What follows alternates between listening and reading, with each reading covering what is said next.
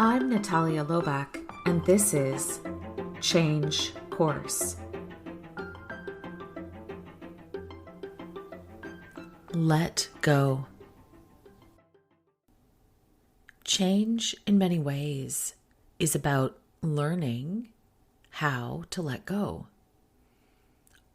Over the past few weeks, what I've observed and what I've noticed is a lot of large and small endings. I have a very good friend who has decided to embark on a big life change, which is exciting and wonderful.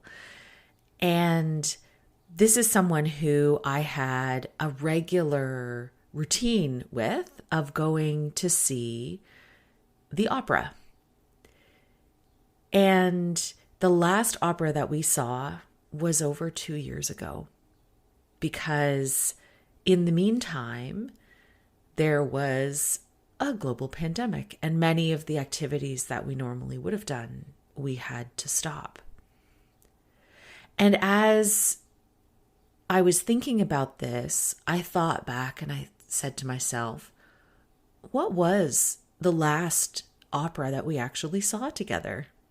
And so as I was thinking back, I also remembered another thing that came across my attention in the last couple weeks is a beautiful poem by Ian S. Thomas called "The Light That Shines When Things End."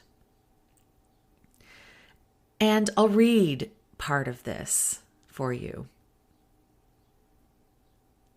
"The Light That Shines When Things End" by Ian S. Thomas.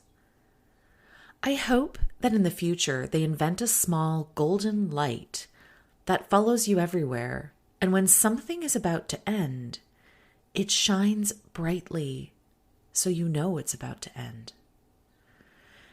And if you're never going to see someone again, it'll shine brightly and both of you can be polite and say, "It was nice to have you in my life while I did. Good luck with everything that happens after now."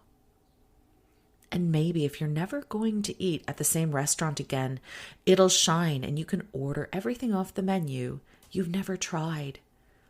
Maybe if someone's about to buy your car, the light will shine and you can take it out for one last spin. Maybe you're with a group of friends who will never be together again. All your lights will shine at the same time and you'll know. And then you can hold each other and whisper, "This was so good. Oh my God, this was so good."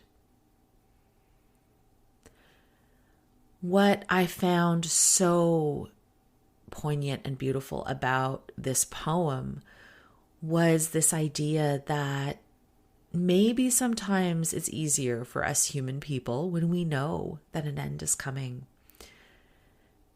And I think this is partly true, especially when we are going through change.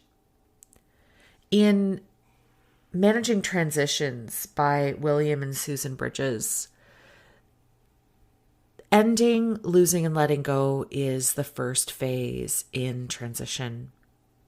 And the chapter on letting go is a good reread because it speaks to why humans and people have such a difficult time of letting go. And I think if we know where we're going and there isn't ambiguity or there's a sense of forward motion and direction and we're leaving for something or we're letting go for something else, that transition is a lot easier. When we're letting go in the spirit of ambiguity and in the spirit of making space for something new to come in without necessarily knowing fully what that new thing is, that's far more difficult. As I've mentioned before, people and humans have a very difficult time wrestling with our negative emotions. We like to avoid negative emotions. And so a lot of times that digging in and that holding on is part of us trying to avoid that negative emotion of letting go. Because sometimes letting go is a sad feeling. Sometimes it is a release, and sometimes you don't want to let go. Sometimes it's easier to move from where you are to something new without really acknowledging and thinking and being in those negative emotions. Importantly, though, if we're going to make really strong, lasting change, we do have to spend some time in those negative emotions. We have to face the thing that we're afraid of. We have to sit with that discomfort of having to let something go before we're ready. I was on a client call last week, and over the course of the day, it became very clear that we were not going to be able to move through something that we had planned and that we had hoped would be successful in terms of being able to move on at a very specific time. And one of the things that I did was, from the perspective of change, I pulled the team together and we faced the negative emotion and the negative consequence together. And that was all that we did. So before we broke for the weekend, we got together, we talked about it, we acknowledged, we sat with the we're not going to make it. And that was what we did. So collectively set up that opportunity to have that letting go. I find that if we do that process, if we go through that process as a collective, it's a lot easier. When you're trying to let go of something on your own, when you're alone, it's really, really hard. But if you're with others and you can build a collective experience around that, it helps transition that negative emotion. It helps move through that and say, okay, we're here. We need to wrestle with this. Let's sit with it for a while. And then collectively, we're ready to move on, especially when we don't know how people are going to respond, what the future looks like, what the consequences are going to be. There's a lot of uncertainty and fear that can come with that. However, when we do it together, it's easier somehow. It's easier to let go, to grieve as a group.